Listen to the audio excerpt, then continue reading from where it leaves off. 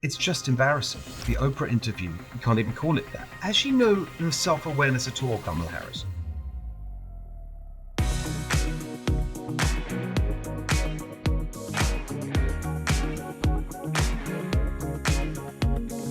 Hello, everyone. Welcome to the Steve Hilton Show. Good to have you with us. If you're watching on video, you'll see that I'm not in the normal studio situation. I'm on the road. I'm in New York this week. I'll be in DC later in the week, back in California on Friday. And actually, as I'm here taping this on Monday, the 23rd of September, some big news is breaking, which is the Israeli Middle East situation and Israel fighting back hard. We saw the first signs of it last week with this amazing ingenuity displayed by Israel in relation to the Hezbollah pagers and the walkie-talkies, and that's been well reported. And just today, we're seeing a really major onslaught of Israeli IDF action against Hezbollah, destroying the massive caches of missiles and other armaments that Hezbollah has built up over the years, all supported by Iran, all enabled, let's remember, by the Biden-Harris administration and their policy of appeasement towards Iran. So who knows where this is going to go? There's a lot of talk about this being potentially the beginning of a wider Middle East war. Of course, no one wants to see that. No one wants to see anyone hurt. No one wants to see civilians injured. That's all true. But we've got to remember every time we talk about this subject, why we are in this situation. And one of the things that is most frustrating to me as I watch the commentary and the coverage of this is the way that many on the left and the media are describing these actions by Israel as an attack, the Israeli attack on southern Lebanon, the Israeli attack on Hezbollah. And you just think, hang on a second, what are you talking about? This is not Israel attacking. It's not Israel initiating any of this. This is Israel defending itself. The attack came on October the 7th from Hamas, obviously, as the whole world saw. The brutal, sadistic attack, by the way, seems like that's been completely forgotten and swept under the rug.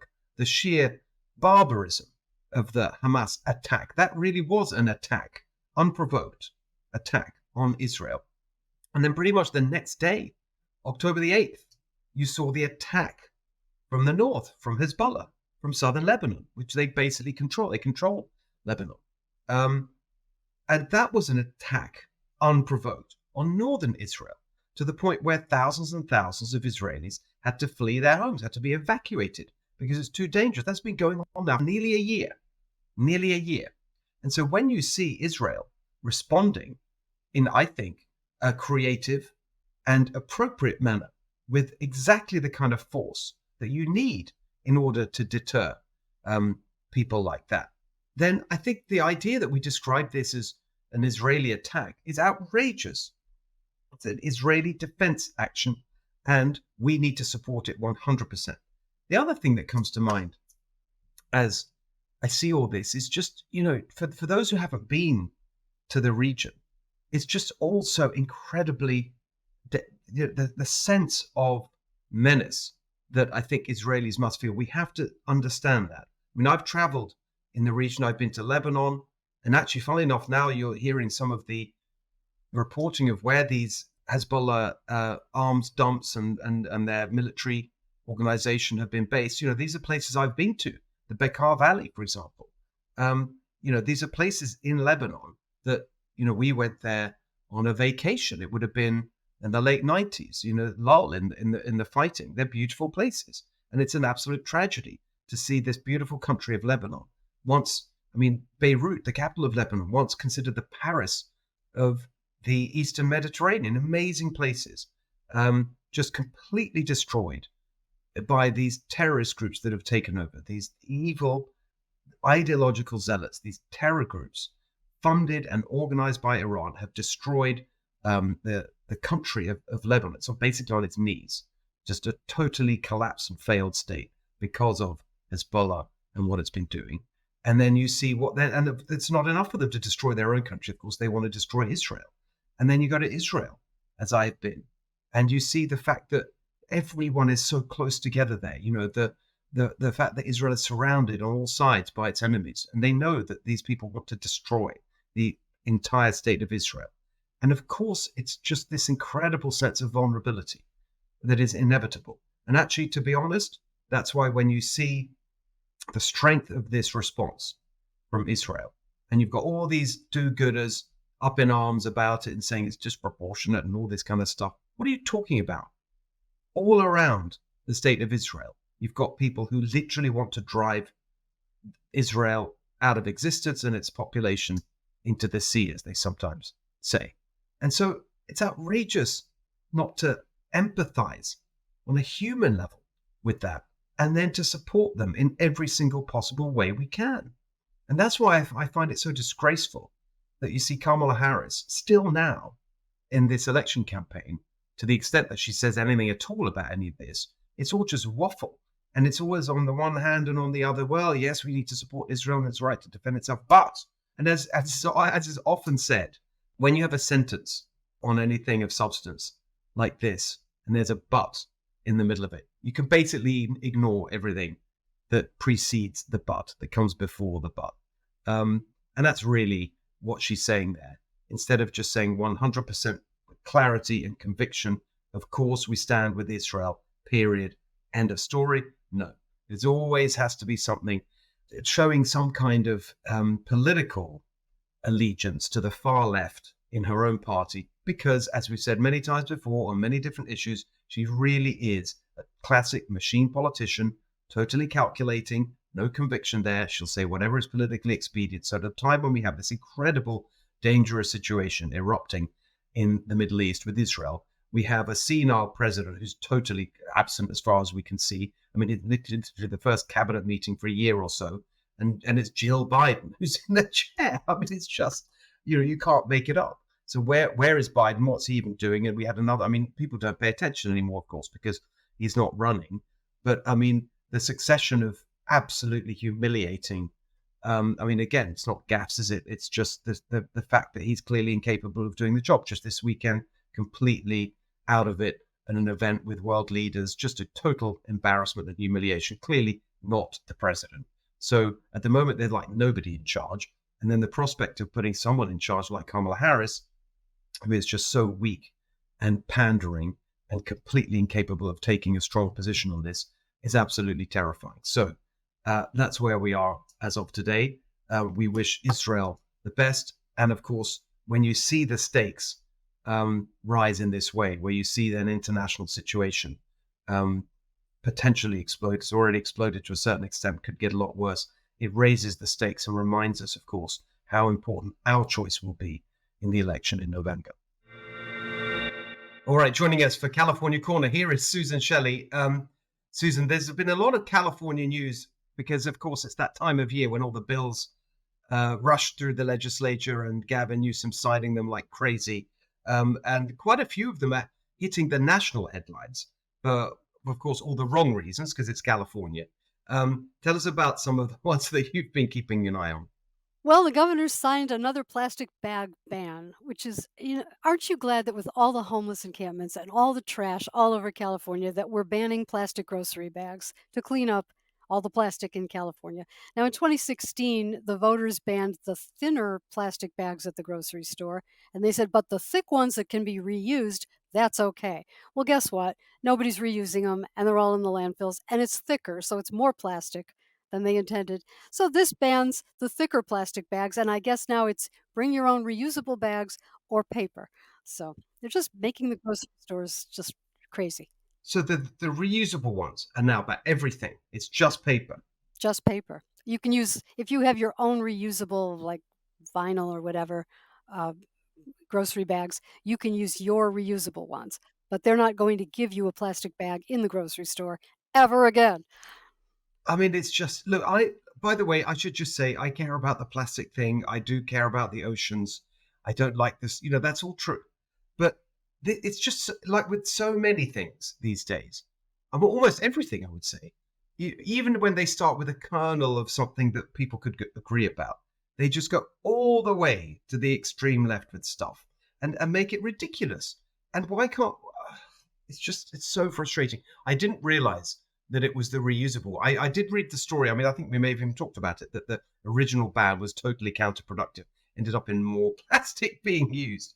I mean, you have to imagine that that's what's going to happen with this one. There'll be some unintended consequence. Every time you have this heavy handed, ridiculous regulation, it's sort of something wrong, something goes wrong with it. Well, the environmentalists who care about this issue are very incremental about it. It's one thing and then another and then another, and they're never finished with it. It's never like, well, this is a problem and we've solved it. It's what else can we get? Can we get all of the government agencies to refuse to put plastic forks in their lunches at their meetings?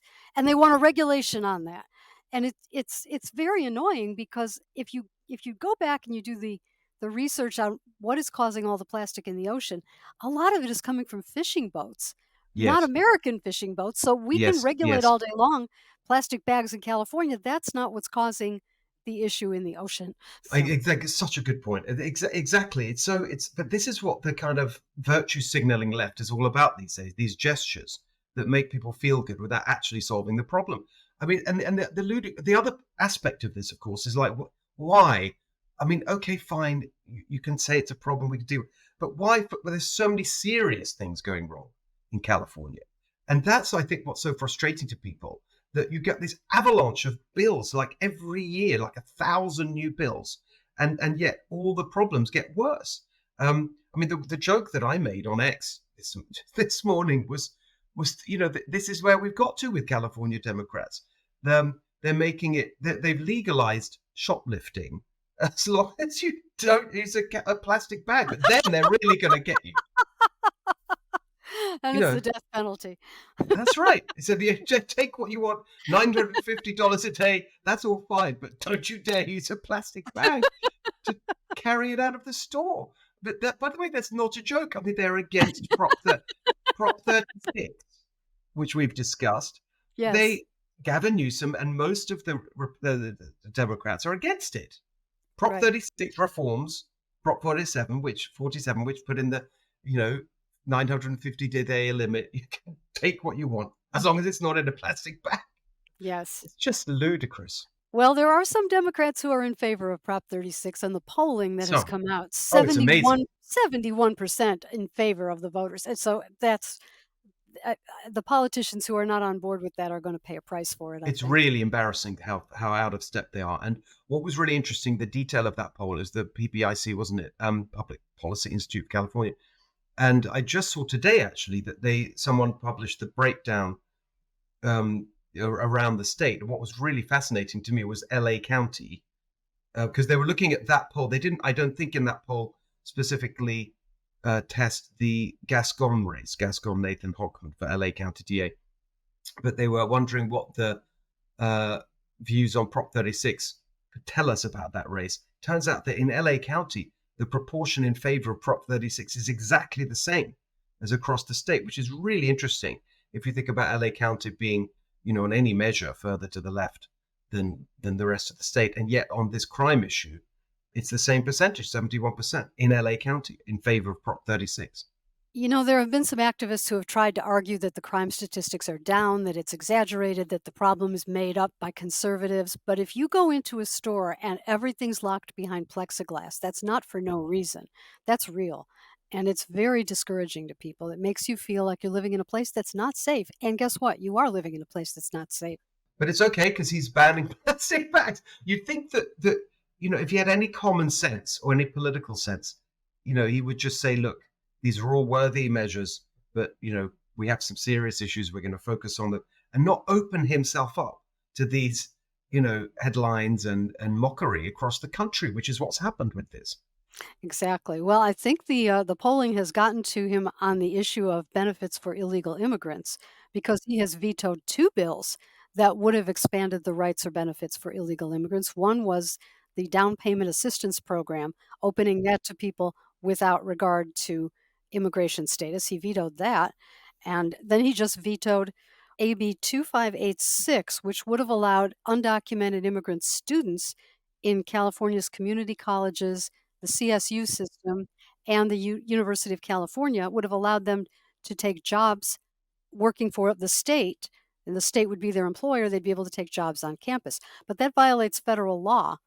And apparently, this was based on a novel legal theory that because it's a federal law, it doesn't apply to the state when the state is an employer. But this is untested.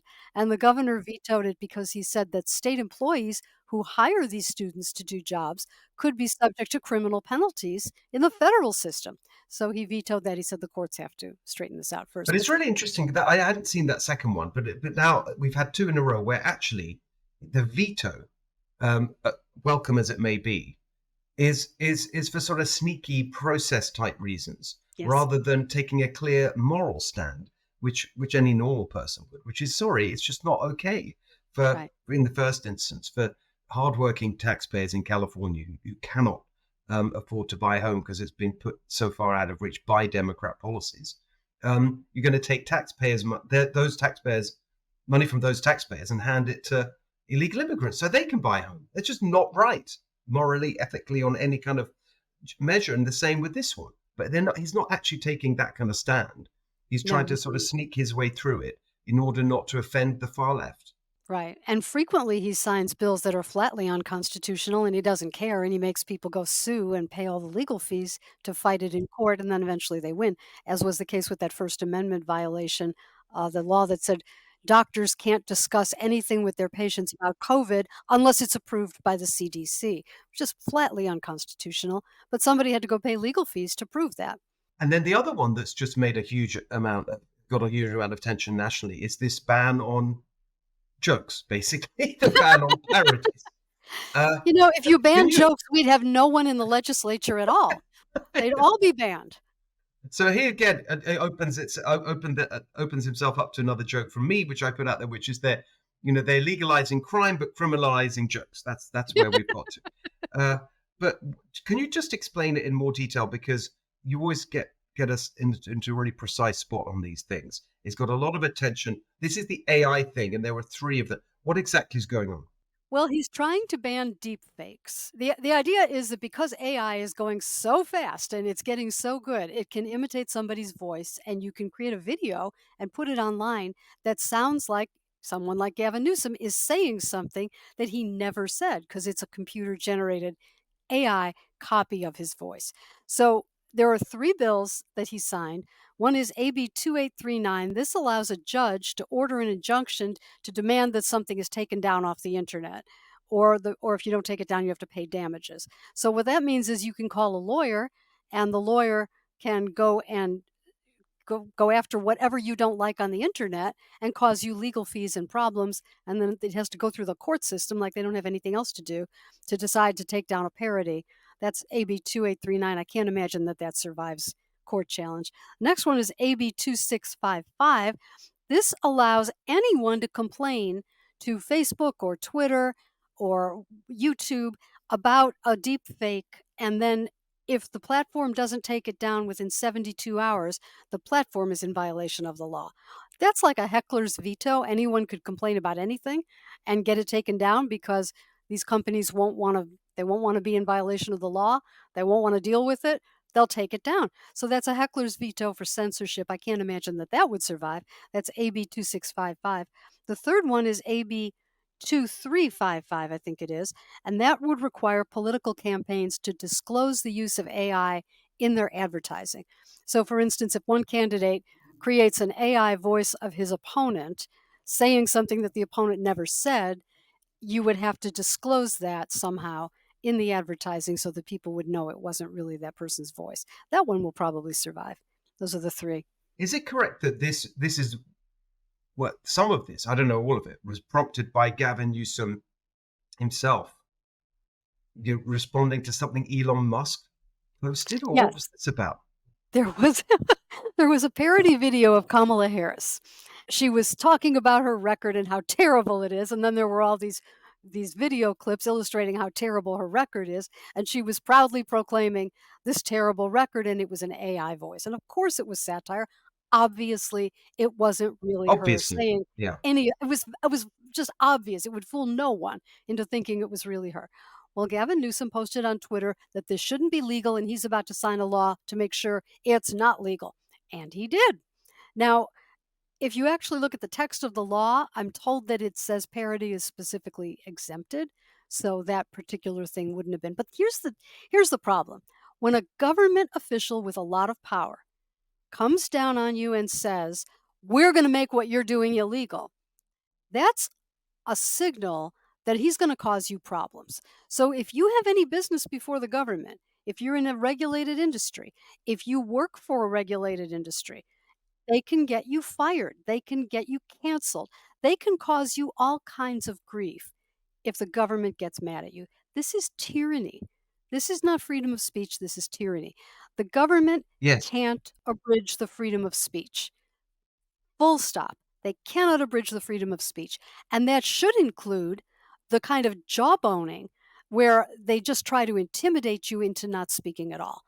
Whether it legally does or not, that's the Supreme Court is going to have to figure that out in all of Yes. these cases involving the censorship that went on during COVID. The Murphy versus Missouri, Berenson versus Biden, Kennedy versus Biden. There are at least 3 cases that are going to end up at the Supreme Court for a real decision, not one of these procedural standing decisions, but a real decision on the merits of whether the government can jawbone people out of speaking, just intimidating them into not speaking. Because if that's allowed, then we have lost our freedom in the United Exactly. States of America. So these California bills, are they just on AI related parity? Yes, So just it's AI. only things. Okay. So the Babylon Bee, as long as it's not using AI, is safe under just from these specific laws. Is that Right. right? I Okay. believe so. These refer to deep fakes that are made with AI. But you'll remember that before President Biden decided he was not going to run, or someone decided for him, when people were posting these different clips of him looking like he was not all there, you remember the White House Yes. press secretary saying these are, I think she called them cheap Cheap fakes. fakes. Exactly. Yeah, but they weren't cheap fakes, they were actual clips of him wandering around like he didn't know where he was, and there was nothing fake about it, it was actually valid, truthful news. So that's what they don't like valid, truthful news that is in their way.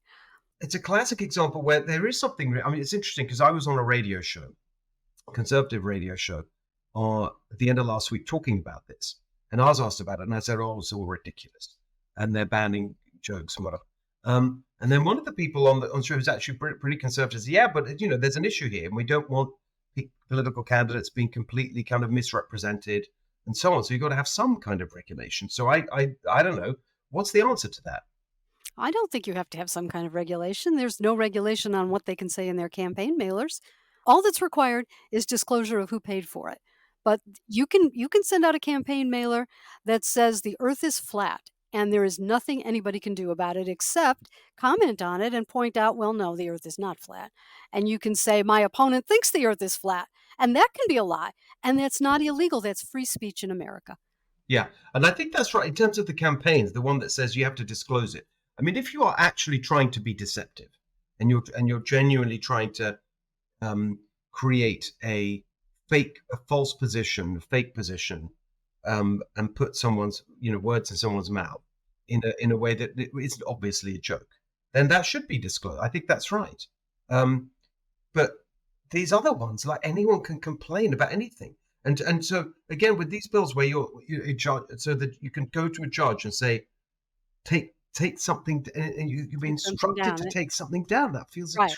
without any kind Anyone of anyone can petition a court to have something taken down, and the judge can order it taken down, and you can go to whichever judge you want, whichever you can probably shop according to who appointed them and whether they're yeah. in the tank or they're not in the tank, and you can get the outcome you want, and that's just awful.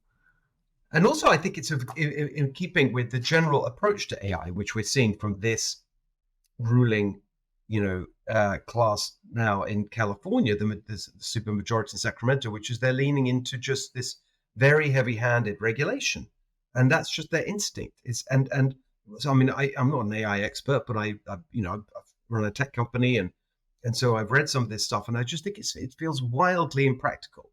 Like they just have no clue about what it's actually like to run a business, and so they put these completely ridiculous things down in regulation legislation that would just, again, just as it's doing in so many other areas of our economy in California, just in the end drive businesses away. Well, they're just trying to chill free speech in many different ways. The Democrats are trying to chill free speech. They don't like it. It's in their way. People say things that aren't helpful to them, that don't help them hang on to power, and they don't like it and they want to stop it. I just saw a clip of Alexandria Ocasio Cortez saying we have to find a way to rein in the media so that they'll essentially they'll do what we say. Well, that's not the way this works. And I'm sorry if it's in their way that people don't agree with them and that people make fun of their ideas, but that's how it is in a free country. Well, that's what's so brilliant about. First of all, the serious point, exactly right, um, and it just shows this. Well, two things: the growing authoritarianism of the left, where they really sincerely believe that their cause is so noble and justified that they can just dismiss, sweep away, crush, and silence any opposition, and that's the right. And the ends justifies the means. I mean, that is the mindset of the tyrant throughout the ages, and that's what they've become.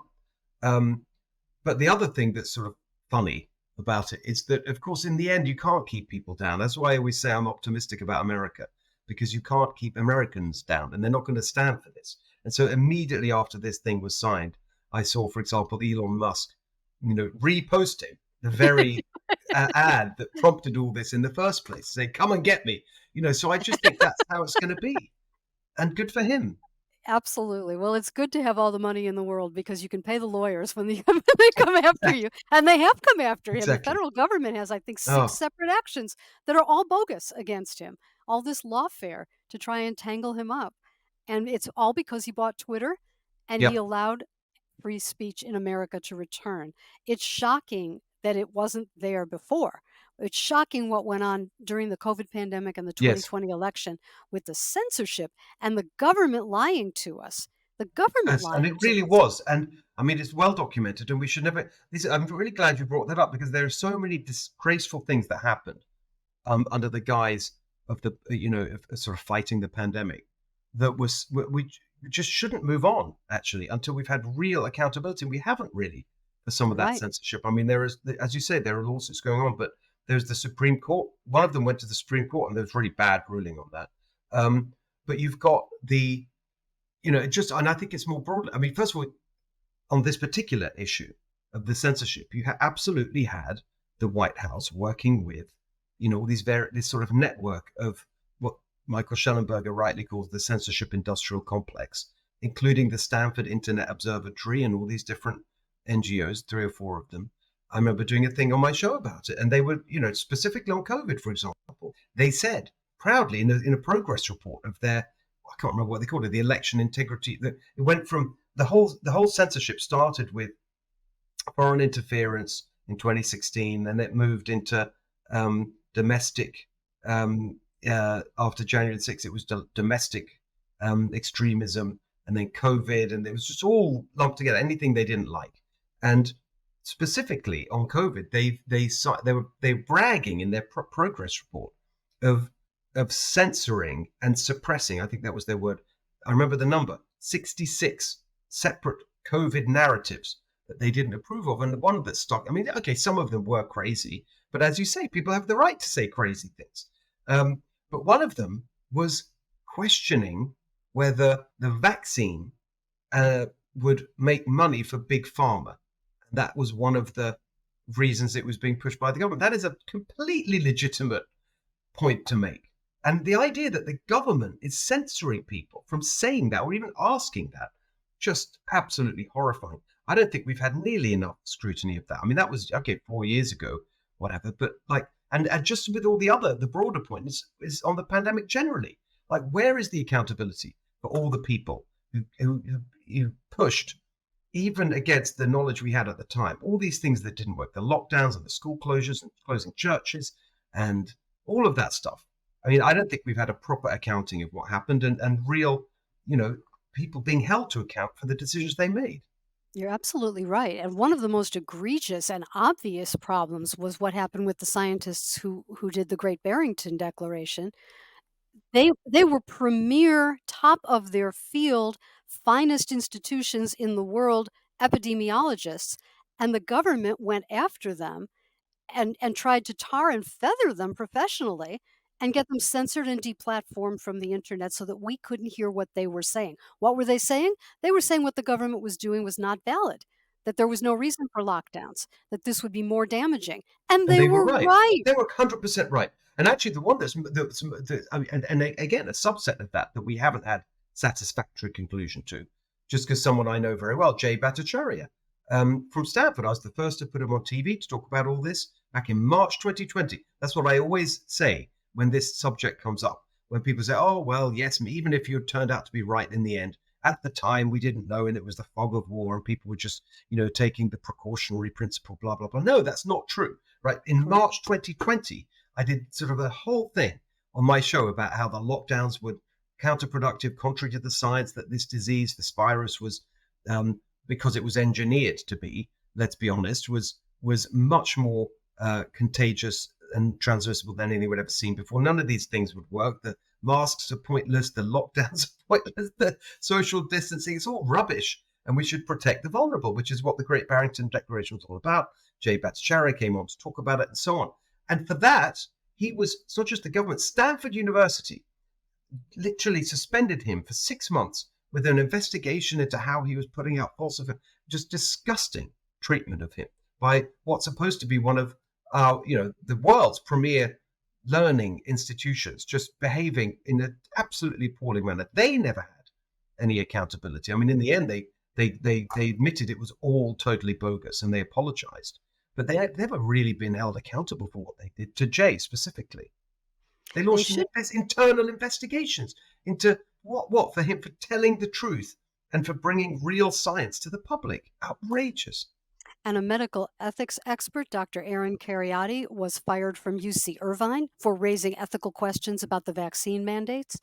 Uh, that's his job, is to raise ethical questions. He talked about the Nuremberg Code, and they fired him. And this happened all over the place. There's a pulmonologist named Dr. Pierre Corey, who at the very beginning, as you're talking about March 2020, was speaking to, I believe, a Senate committee about early treatment and how he was working with people in that field all around the world, and they were looking at steroids and different things for early treatment. He's a pulmonologist. He trains people to work on patients who need ventilators. He's right there. There's a fastball over the plate for him. This is his field, and he was denounced and practically run out of the medical profession. Not quite, but practically, over things that were completely correct. And that is unspeakable. And this is all part of the government censorship. So when you talk about having an AI bill in California that allows takedowns of posts that are supposedly deceptive, that who decides what's deceptive? Who decides what's satire or what's parody or what just needs to be said? This is when you get the government involved in deciding who may speak and what they may say, you are on the wrong path. This is really important conversation. I didn't know we were going to get into this, Susan, but it's always we always go somewhere interesting, and it reminds me that I think we just, however long it takes, we've got to have real accountability for these people. We shouldn't just let it slide. And so I think it'd be and actually it's broader than just people, the famous people who are victimized for telling the truth, but it's also the people who lost their jobs, for example, Yes. over the vaccine mandate, which was totally unjustified. Again, Jay Bhattacharya, very clear about that. I mean, he's not anti-vax. He said I remember asking him. It's at my house. We're having lunch with his family and mine, and I said, "Okay, just tell me honestly, what's your view on the vaccine?" He said, "Well, I think that from his medical judgment was scientific judgment that if you're under 40, you don't need it unless you've got medical, some kind of underlying condition that makes you at higher risk. And over 50, you should definitely get it. And in the between 40 and 50, this is based on the data, by the way. He was looking at the data between 40 and 50. It's your judgment, depends on your risk profile and so on. But he said the one thing so he's not anti-vax, but he said there's no argument for a vaccine mandate because all it does is protect you. Whether you're vaccinated or not makes no difference to anyone else's likelihood of being infected. And so it's just unjustified. And so lots of people lost their jobs because they refused to take the vaccine. All of those people should be acknowledged, compensated, or in some form. I mean, and the people who made the decisions should be held accountable. And I don't think we should ever forget this. We should keep on this topic because otherwise it just, happens all over again. In Los Angeles, in LA County, they closed all the restaurants with this sweeping order. And there were areas of LA County which were lightly populated where they did not have a high infection rate at all. And they wanted to be excluded from these orders. And this is what then Supervisor Sheila Kuehl said: it's too hard to enforce. We can't have a patchwork, it's too hard to enforce. So it wasn't really about health. It was about having the ability to just do this sweeping thing where the county enforces equally across every business, and they can just go raid nail salons, and everything that needed a license to operate was the first thing they shut down. Were nail salons dangerous? They were not, but it was easy to shut them down because they have health permits. It was easy to shut down the bars and restaurants, liquor licenses, health permits. That's where they focused their attention. It was all about ease of enforcement, not health. I mean, the provocative way of putting it, some might say, is the analogy is the Nuremberg trials for what happened. I think that, I wouldn't go that far, but I would. okay, I would fine. go No, that no, no. Okay, I just think it's always dangerous when you get into talking about that. But a better example, maybe it depends on your choice of analogy. But the after the post apartheid, the Truth and Reconciliation Commission in South Africa, which actually did hold people to account, but in a way that actually allowed them to move on. We've never had anything like that. You've had these investigations and committees in Congress, and they've basically gone nowhere. You've had hearings. The hearings have all been performative. They've dragged Fauci up there, and you have a bit of a moment, and it goes viral. It goes on the news, but nothing really serious has happened That's to true. have a real assessment of what happened. And I think we need that. And at the very least, we can do it here in California. So these people shouldn't think they've got away with it just because it's now the years of going past.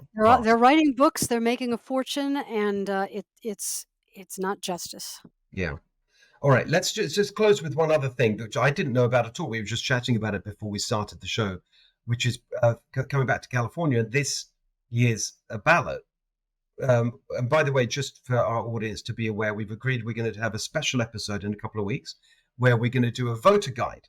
And we're going to go through all the propositions. It's going to be all our favorites. It's going to be you, Susan, Jen Horn, and Katie Grimes. And we're going to get together and give everyone the information they need to vote wisely in November. That'll be out just in time for when the ballots are out because of our ridiculous election month we now have instead of election day. That's a whole other question. But one proposition, which you just brought to my attention, I literally hadn't heard of this one at all. Prop 6. So tell us about that. This was put on the ballot by the legislature. When it was in the legislature, it was called ACA 8, Assembly Constitutional Amendment 8. And it says that we're going to get rid of indentured servitude in California because currently the Constitution allows forced labor, so-called forced labor, indentured servitude, as a punishment for crime. So when we have the 13th Amendment federally, we have our California Constitution with something similar. Activists now want to take out that exception so that prison inmates cannot be required to do work during their sentence as part of their sentence. This is a really bad idea because if they can't be required to work, then they have to be incentivized to work.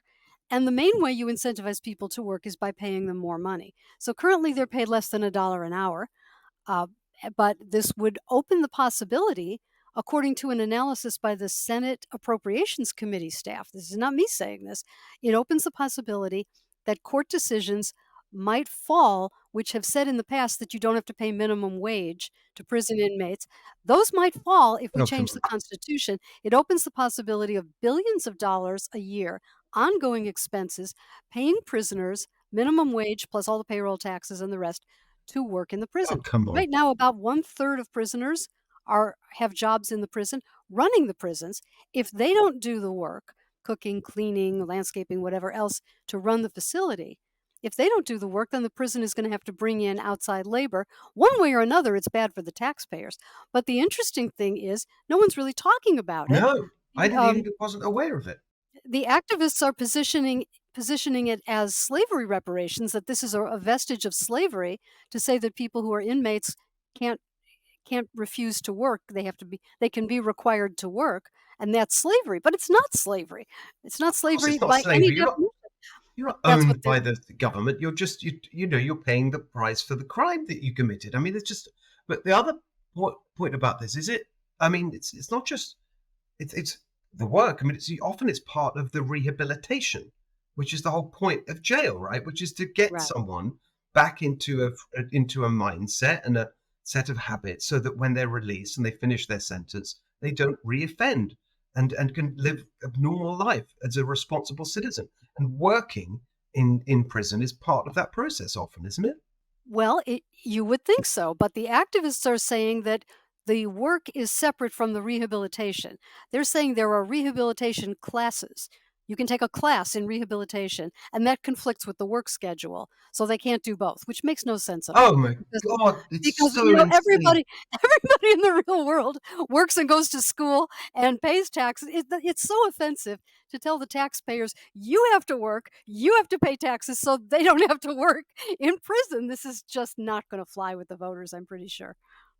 But if no one knows what it is, what's this? Again, it's often the title and summary. I mean, what does it say? Have you got it in front of you? I don't have it in front of me, but I think it was called slavery when it was ACA 8 in the legislature. Yeah. What is this about? Slavery. But it's not about slavery. I know, like if they, what I'm saying is that if it's described in a way that sounds like banning slavery, complete, then people might vote for it because they don't understand what's really going on here. The most recent poll from PPIC, which you mentioned earlier, shows that it is not doing well with voters. So Right. whatever they named it, it must have been reasonably Got it. Okay. close to accurate. It's so crazy. And I mean, by the way, we have a problem with rehabilitation. I mean, we my policy organization, Golden Together, we've done one of our forthcoming paper on crime. And of course, rehabilitation is a really important part of the whole criminal justice system, because actually, a large proportion of the crime, if our goal is to reduce crime, a lot of the crime is committed by is reoffending. It's people who've already committed crime offending again. It's called recidivism, and our rate is quite high. It's actually, it's nearly 50%. And if you could get that lower, you'd reduce crime. And so it's an important part of the whole conversation. We don't really talk about it enough.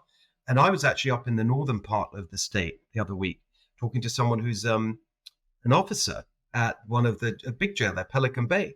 And he's saying that actually a lot of the rehabilitation stuff, to your point just now, Susan, it's a joke.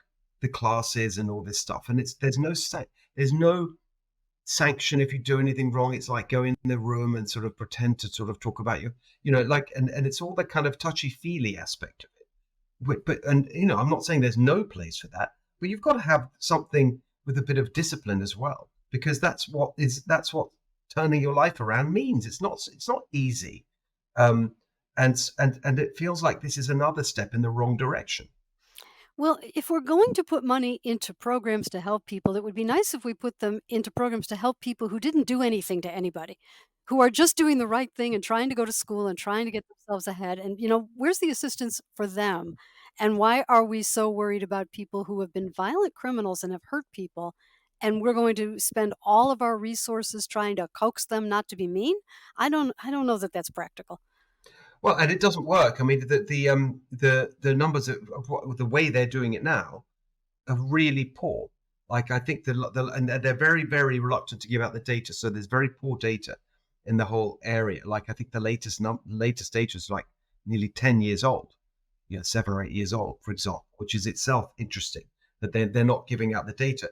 But the data we saw was that the rehabilitation, the proportion, that were had made a difference. It was like, I think it was 1.6%, like nothing, but a lot of money. And by the way, the budget for our whole prison system has massively expanded, even as the numbers in jail have it's less than half over the last few years. I mean, it's just because they've got a policy of decarceration, as they call it, taking people out of jail, which of course is connected to the crime increase elsewhere. So this whole thing is a mess. And this proposition is just a classic example of making something bad even worse. And much more expensive. Exactly. Well, yes, worse and more. Well, that's everything in California. It costs more and it's worse. Anything that the government touches. That's really Yes. been the story of certainly the last 10 years. All right, Susan, thank you very much. Good to see you as always. We look forward to seeing you for that special that we'll have in a couple of weeks on all the everything that's going to be on your ballot this November. Thanks, Susan. Thank you. All right, joining us for Candidate Corner today, someone who is a good friend. We've been working together for over a year now. I'm so incredibly proud and pleased and excited to have him join the show today. David Tangipa, who's running for state assembly. We met actually the very first event that we ever did for Golden Together, my California policy organization. David was right there. We had a fantastic conversation. It actually led to our very first policy paper, which you can look up at goldentogether.com, about modern forest management, how we need to tackle wildfires and all the rest of it. But I'll let him explain all the issues that he's focused on. David, great to see you. Tell us about the district, where you're running, a bit about yourself, and then we can get into some policy details as well. Yeah, and actually, I think we met prior to me deciding to run for the state assembly, and so I am running for state assembly District 8. That is currently is held by Assemblyman Jim Patterson. Jim Patterson's all done. He's termed out. He's endorsed me to replace him, along with Senator Shannon Grove and 3 other senators.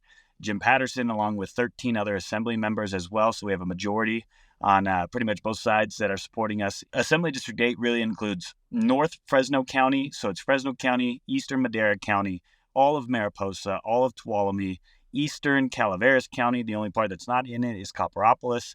Then I have Mono and Inyo County. So by square miles, it's the second largest district in California.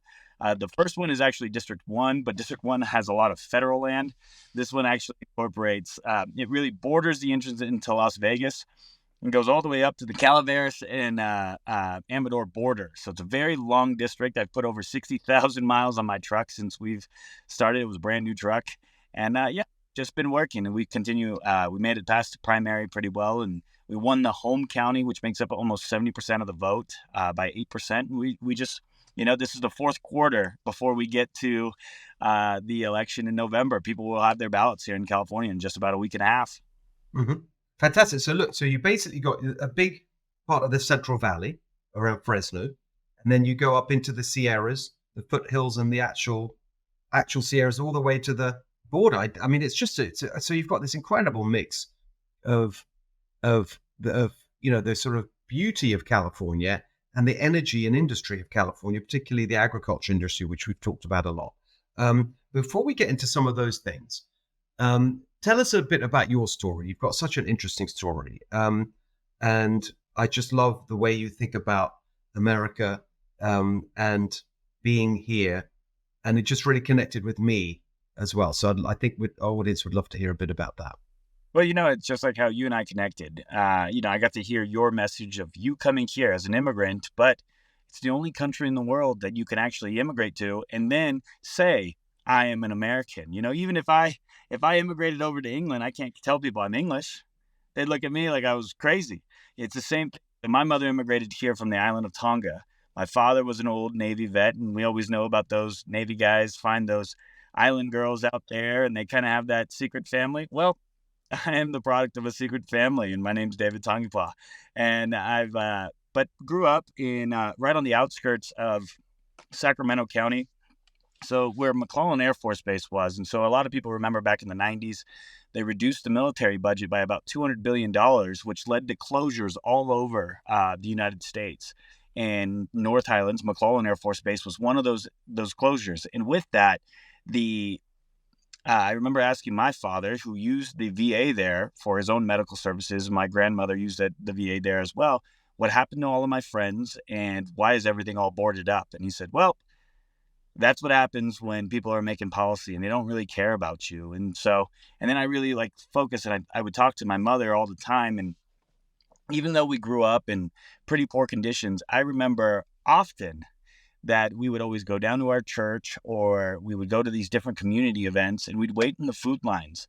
And my mother, while we were there, would always tell us, she'd always say in Tongan, you may be the poorest Americans, but you're the richest Tongans because you're in America. There's no place in Tonga where you're going to the corner of the street right down the way and they have a box of food for you. You know what they would do? They'd throw you in the ocean and they tell you to go find it. They tell you to go and do all these different things. But the beauty of where it's at, and not only that, she really drilled into me that the greatest privilege in the world is the privilege of being born in America. And I really think about it with my mom. She got on a plane when she had never seen a plane before and flew across the country and the world to go into plant roots so she could provide for her family in this super tiny island nation and to give a better life. And now I'm here today. to where I'm a business owner. I've been able to help my family break generational poverty and low income status and all these different things because of what my mother was able to do and the opportunities provided to me by just being here in the United States. I'm the first person in my family to graduate from college. I got a chance to go play football at Fresno State. I graduated early. I got my master's. I've done over $20 million in real estate sales. And it's so amazing because that opportunity came because we live here in the United States. And I just don't see that as often. But, my deep appreciation for this place comes because my mother immigrated here. Amazing. My father served this country, and I just love it here. I just love that story so much. And the way you think about what you're doing is so deep and important. Let me just ask you a bit about how because you're pretty young. How many years are you out of college? Well, I'm at 28. So I graduated. So I finished my master's in 2020. So about 4 years out. So then tell me how you got from there, and then you have your business and so on, to the point where you're saying, right, that's it, I'm going to run for office. This is your first race, is it?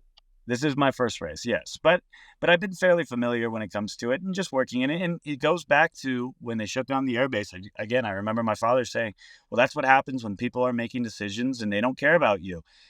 And policy, and my passion for policy really stems from back then. Because if you're not making policy, then somebody else is. And they're making these decisions. And if we just look at the state of affairs that California is in today, whether we're the 5th largest economy in the world and yet we have rolling blackouts, we have the agricultural producing capital of the world right here in the Central Valley. And yet food costs are higher than what they are in other states and in other regions. That doesn't make sense. And I just look at it from a management portion of it. So even while I started my business, while I was in college and helping people, I really focused on low income and veterans and just breaking that cycle. I could continuously for real estate and housing. Is that what you were focused on? Yep, through just putting people on these programs to just help them show, like, hey, there are different things. Like if you're a veteran, you actually can buy a house with no down payment and your VA loan. And here's how you save for it. And for my own father, we bought a house for $5,000 out of pocket. But I also helped other individuals in my community through wish grants and these different programs. There was a 4-to-1 wish grant that was provided by Union Bank a couple of years ago that actually my client ended up becoming the national commercial for that program because we were able to get him into a home because I could see what California was doing. We are limiting the supply. We're making it harder to build housing. So the price for housing and the price index, if you looked at the Bay Area and LA, the Central Valley was really 50% off of the rest of the state. So before people leave California, they're probably going to move inward first. So I would tell them, you've got to buy now or you'll never be able to get that same chance. And that's where we're at today. So my passion for policy really just comes because it's the people at the table that are making decisions, whether it's going to make your life better or easier. And I think the individuals right now that are in charge of California have made it significantly harder. And the silver lining I see is that there is a super majority here in California. They have super control of this entire state. Well, the silver lining in that means if you have all of the power, you get all of the blame, and you should own it. And then again, as a passion for this and doing the things that I want, in 20 years, I want to be a football coach for my son's high school football team. I probably want to be a professor over at Fresno State because I love that school. I want to teach civic engagement. I want to do the radio for the Bulldogs because that's what I love to do. But right now, I just don't see that future happening if we don't do something about California today. So then, what was your first step into the political world? Yeah, so actually, I was the chair for the Valley Young Republicans, and I was one of the vice chairs for the state. But even though with my own business, there was an opportunity that opened up with the Fresno County Board of Supervisors, Fresno County Supervisor Nathan Magsig as his field rep, and he wanted me to apply for it. And he knew that I was passionate about these areas and Right. and looking at serving. And I remember when he had asked me, when he hired me, he said, I want to be the definition of what it means to be a public servant. Well, I love that. That's what we should get back to. And I wanted to work for an individual just like that. And that's where we started. The crazy part, I thought I wasn't busy enough before, but I started working for the Board of Supervisors 1 week before COVID. Oh Um, my gosh. so Okay. most people don't understand that public health and everything else, the Board of Supervisors really control all of that. So that was like Yeah. drinking water from a fire hose. Within that same year as well, California's largest single fire that never turned into a complex fire at that time was the Creek Fire, which happened in Fresno County, burned over 880 structures and different things. And I was able to be part of the emergency management team on that one. So when we were able to work on policy when it comes to COVID recovery, business recovery, creek fire, tree mortality task force, drought ordinances, flood ordinances, and everything else that you want to come with it. And with this opportunity with Jim Patterson terming out and the work that I've been able to do with these different people, Senator Shannon Grove, on passing some of these common sense policies, with this opportunity, I just asked them like, hey, I would love to serve. I would love to be one of those same individuals that actually serves with you and just fights back in a manner of, are we all Californians? Do we all understand that it's too hard to live here? That when we can't afford gas, groceries, and insurance, it's killing us every single day. And I just want to be one of those same people that actually just fights and just get this place back on track.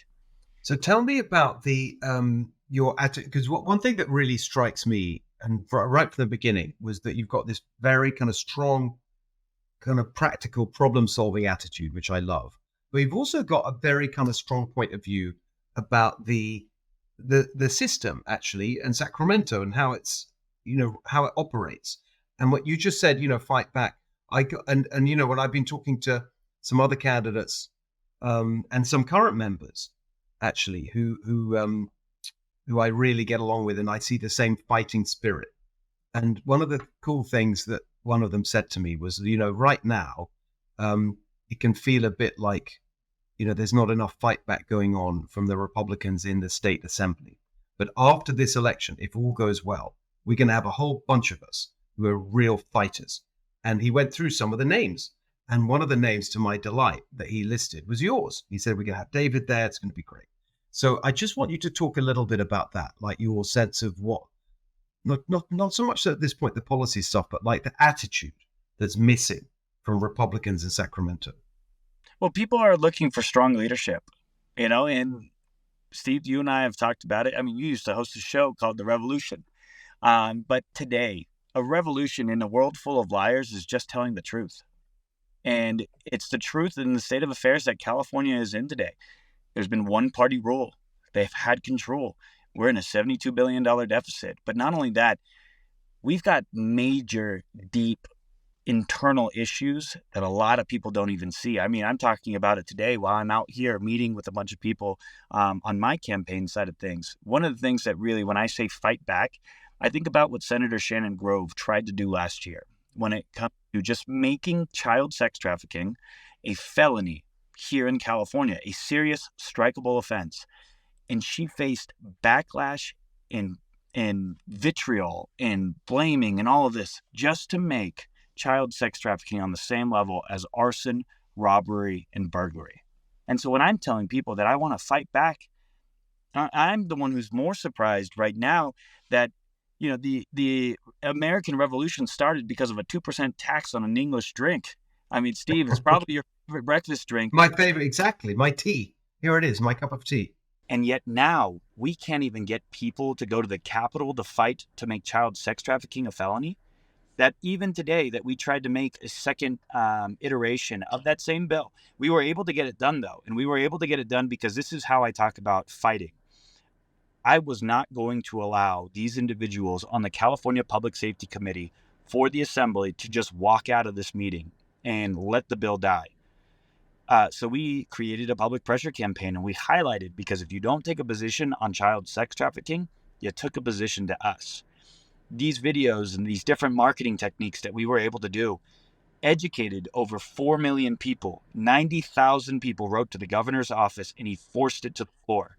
That's really interesting. I didn't realize that you were so, I mean, because we see each other often, and I'm in the Central Valley often, and we hang out, and we're all both very busy right now. I don't think I've talked to you about this. I didn't realize that, of course, we've talked about the general issue. I didn't realize that you got personally involved. So you were, even though you're not elected yet, you really got into that issue. Mm-hmm. Exactly. Well, and that's the thing. I shouldn't have to wait. Like, it shouldn't be Shannon Grove, Senator Shannon Grove, who wrote the bill to do this, that needs to call on me to do the right thing. And I asked for the same for the general population. What are we waiting for? How much worse does it have to get? Can you afford gas, Yes. groceries, insurance? Can we just hold criminals accountable again? And it's the same thing when it comes to what I worked on with Prop 36. I'm an honorary co-chair for Prop 36 for the work that we were able to do. I did not sit and wait for somebody to fix Prop 47. I got involved. I collected signatures. I activated Central Valley Young Republicans. We had drive-through sign days with different radio groups and all of that, because that is doing something different. Because again, we're talking to these Republicans. Can we sit and wait any longer? And I don't care if you're a Republican, Democrat, or independent. I care if you think that, are we on the right track? And is your life better today? And if there's one issue that polls at 99%, it's child sex trafficking. Like, Yes. that's just very, very simple things. But the fact that it's arguable today here in California just shows why we need new. How far left they've gone. But it's Exactly. interesting because when you got Prop 36s, I mean, even that's that's at 71%. Yep. So that's incredibly interesting and a great testament to all the work that went into building that up from the grassroots level with your leadership on that. I think it's just such a great question because you say, like, what are we waiting for is just a brilliant question. When you have now, again, looking at the polls, just the latest polls, I think the number was 64%, something like that, saying we're on the wrong track in California. And so I always joke about, well, who are the people, the 30 odd percent who think we're on the right track, but never mind, that's like 2/3 nearly who think we're on the wrong track. So what are you waiting for to actually get the change that you clearly think we need? The only answer is to change direction politically. And that's why to have someone like you there making these arguments, I think is so powerful and should give everyone in California confidence, not just the fact that you're going to, we hope, win in your district, but I think it's a sign that we've got a new generation, a whole new attitude and impatience for change in California. Well, and it's not only that. If we look at it from the data, this shows that my generation is the first generation that will not do better than their parents. I was just talking to a group just about 10 to 5 minutes ago, and he's talking about, well, my son doesn't feel as motivated, or it's your generation that doesn't really want to work. And I actually told him, I was like, no, my generation really does want to work. They also just don't feel any hope. When the average home costs $900,000 in California, and that's a $5,000 to $6,000 mortgage, could you afford that at 28 years old? When the average insurance right now has gone up by 30% to where home insurance on top of that is thousands of dollars. When your car insurance, when your rent on the average rent in Fresno County alone is $2,000 to $2,500 right now.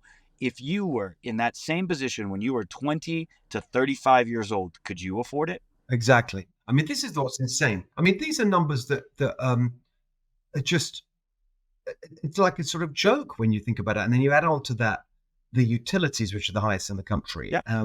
Electricity, the highest. Water bills, the highest. We got, like, what is it? Someone was telling me the other day, if you compare it to, literally Las Vegas in the desert, like the water bills are 1/5 of what we pay here. And then you've got gas prices and everything. It's so expensive and out of reach. And you just think, we can't go on like this. Well, the craziest, and I just brought this data up right now, that it showed that if somebody back in the 1990s made $60,000 a year, that is equivalent to making over $200,000 a year in this current environment. And yet they're asking this generation to feel motivated when it feels like we're in a perpetual circle and spiral down the toilet. I'll never be able to save up more than enough to just buy the average home in California because of, well, my insurance cost, because of my gas costs, because of my grocery costs, and because of these things. And there's not only that. I listened to economist Scott Galloway had talked about it as well. And especially when I get in my race, I find it so funny that people are like, well, you're so young, you're 28 years old and you're only running for office. And I tell them, I was like, no. The anomaly isn't the 28-year-old running for office. We had founding fathers that were younger than me. We had different groups, all of this. The anomaly today is actually 91-year-olds that are passing away in office. And unfortunately, that was Dianne Feinstein in California. The anomaly is the 81-year-old Joe Biden, who is in office today, who got in office when he was 28 years old in the 1960s. The anomaly is the individuals who got in office back in the 1960s and 70s before colored TV came out and never left. That is the anomaly. So we shouldn't look at my position as something that's different. My position is just not waiting for the same people who created the issues that we see today to now fix them. And let's just talk then briefly about your opponent, because that's another. It's basically he's an example of what you're talking about. He is, and for me, he's done a lot, and he's running against me. He's a former congressman and got elected back. He's a Republican, by the way. You're in the top two with another Republican. We should make that clear. And by the way, I don't normally weigh in on these sorts of races, because my aim, everyone is very knows this. It's like we got to elect more Republicans, and therefore my focus is on helping Republicans beat Democrats. But you're the best, and you're my friend, and I'm supporting you. So that's that. So I may get in trouble for wading into this, but I am absolutely proud to do so. But tell us a little bit about him. Well, yep. And I thank those who tried to do something in the past, to get into this and to throw your hat in the ring. It reminds me of Teddy Roosevelt's, the man in the ring, that you're going to get dirty and all these. But the issue is he got elected back in 1988. And he was in Congress. And the funny thing, he actually ran on term limits for elected officials. But it's hilarious. He ran on term limits, and then after 4 years of being in Congress, he said, "Yeah, that was kind of a dumb idea." I mean, that is the exact quote. He just said, "Yeah, I made a mistake. I shouldn't have supported term limits," after getting in. And just if you look at the track record, I mean, the guy supported $1.1 billion to give it to the IRS, and he voted yes on that, and now calls himself a tax fighter. He says he's fighting for farmers, and yet wrote the bill with Dianne Feinstein to give away trillions and trillions of gallons, hundreds of billions of acre feet of water away for farmers that actually fallowed, which means to leave dry, unfarmed land in the Central Valley. We have thousands of acres of unfarmed land because of the bill that he wrote, co-authored, and signed it for Dianne Feinstein, and gave that to liberal elites back in 2006. And, just thought he was smarter and all these different ones, and took care of this. And I'm just asking people, are we going to keep playing political insanity and then expecting different results? He's running against me, and I'm running for California. And Yeah. I typically don't like talking about it, because I like talking about what I'm for, because I'm tired for conservatives against. What are we against? What are we against here? I'm for a California that can keep the lights on. I'm for a California that can make sure that if we're the number one most prosperous area in the world when it comes to food and agriculture, that we have reasonable pricing. I mean, I think about how insane it is that I was in Iowa earlier in January to speak to legislators across the nation and they asked me one question: is California really that bad? And I had to tell them, I was like, we have rolling blackouts in the 5th largest economy in the world. The food costs are cheaper here in Iowa than in California, and we grow it. It was negative 30 degrees outside. I know they're not growing it. And it just didn't make sense. And we have the largest Mediterranean climate. We have the most abundant resources. The stuff that you and I worked on when it comes to taking this overgrown, undermanaged, mismanaged forest, and then we can reallocate that towards affordable housing through affordable material. We can actually reduce insurance cost by simply managing, because insurance is in the business of risk. And we've made these forests so unnaturally grown because of 40 years of fire mitigation that would have taken care of all these areas. And can we just get back to normal? Can we get back to reasonability? That's again, great. Can we just get back to normal? Like just normal, positive, common sense things that are pragmatic, not ideological, that actually solve problems. I mean, earlier today we were talking with Susan Shelley about some of the bills that are being signed. And even whatever you think about the individual bills on, plastic bags and parodies and AI and deep fakes, whatever. The point is, like, can we just fix the actual problems that are really derailing people's lives and their chances of just having the basics of the good life and the California dream. Just fix those problems first, and then we can worry about all this. There's 1,000 bills every year coming out of the legislature, and yet everything gets worse. It's just a joke. It really is. Get back to normal. It's such a great way of capturing that. Well, and that's the thing. There's 1,300 bills that were on the docket this last cycle that, I mean, again, the state of affairs, they reduced legislative comments to 30 seconds and then muted one of the members' mics that because they were so tired of hearing him.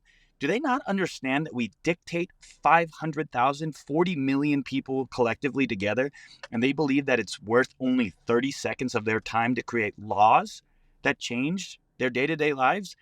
And we have so many bills. And I tell people, I'm going to take pride in whether trying to pass the least amount of laws and regulations or repealing the most laws and regulations. Yes. Because yes. I'm going to take as much pride as possible in that. Why? Because we operate in a system right now that is over legislated, that is over enforced when it comes to California. California has more people than the entire country of Canada. And yet we try to manage this place with a broad brush when it doesn't make sense. We've got different geographical features. We have different societal structures. We have different things all the way across the board, and people think generally different. And yet 1,300 bills with 30 seconds of public comment or general comment on those is worth it for these people. We don't even know how to operate with last year's bills. We don't even know how to operate with the bills from 10 years ago. It's a joke. It's a joke. Well, listen, I think everyone can see why I'm so excited about you and your campaign, and we got to get you there. So can you just finish, David, just by telling everyone where they can follow you and support your campaign and all the information they need?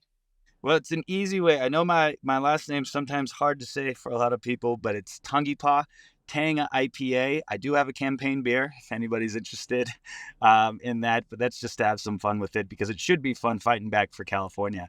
But it's only me and my family that have this last name. So if they just look up TANGIPA, they'll find me. David Tangipa for Assembly is the best way. They can look me up on all of my social media. And usually if you know where Steve Hilton's at, I'll be right behind him somewhere, not too far. Most people think I'm your bodyguard. I'll take it. That's amazing. I can't wait for you to be there fighting the good fight. As I said, David, great to see you today, and I'll see you very soon. I'll see you soon. I'll see you Sunday. All right, let's just get this off my chest. Oprah, it's just embarrassing. The Oprah interview, you can't even call it that. Has she no self-awareness at all, Kamala Harris? We saw with the debate, they told us she'd been coached for a week beforehand, doing nothing else but learning her lines. And as I said at the time, you could see practicing her gestures. You could tell that.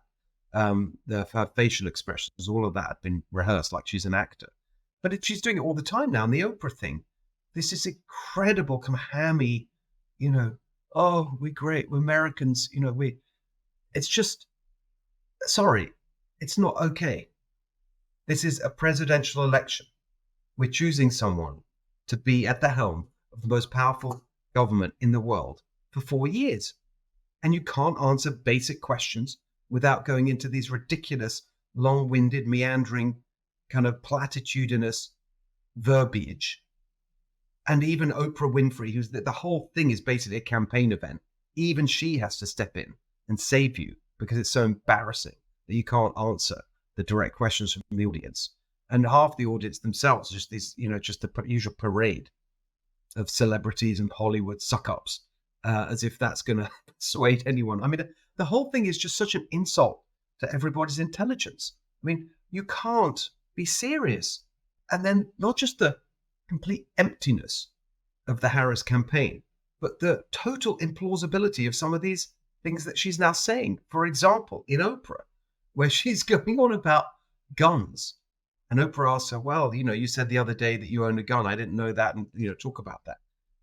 And instead of not just saying, yes, I have a gun, but then basically sort of yucking it up with Oprah, Kamala Harris was, and going on about how excited she'd be to shoot someone.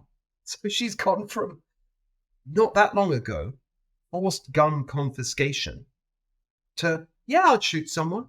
I mean, like, what is this? It's a total joke. Can they not see that it's a joke? Do they not realize how ridiculous it all sounds. And that when you have something like that, where she's kind of lurching around in such a hilariously implausible way, that it calls into question literally everything she's saying. If she's saying something so ridiculous in relation to guns, why should we believe a word she says on anything else? Where she says she's no longer in favor of fracking and she's now in favor of the border and she's now not going to, shut down private medical insurance, et cetera, all these things, all these positions that she's ditching. That was an insult, the way they went about that, as we've commented on before. Instead of just being open and making the argument and explaining why she's changed her position, she has some press spokesman do it because it's more convenient that way. And so that itself reveals the implausibility. But when you have this gun thing, it's so kind of perfectly ludicrous that you just look at this candidacy and you just think, how on earth can anybody take it seriously? All right, that is our show for this week from New York City. We'll be back in California next week. Make sure you follow us on Apple, Spotify, YouTube, wherever you get your podcasts, and we'll see you very soon for the next episode of The Steve Hilton Show.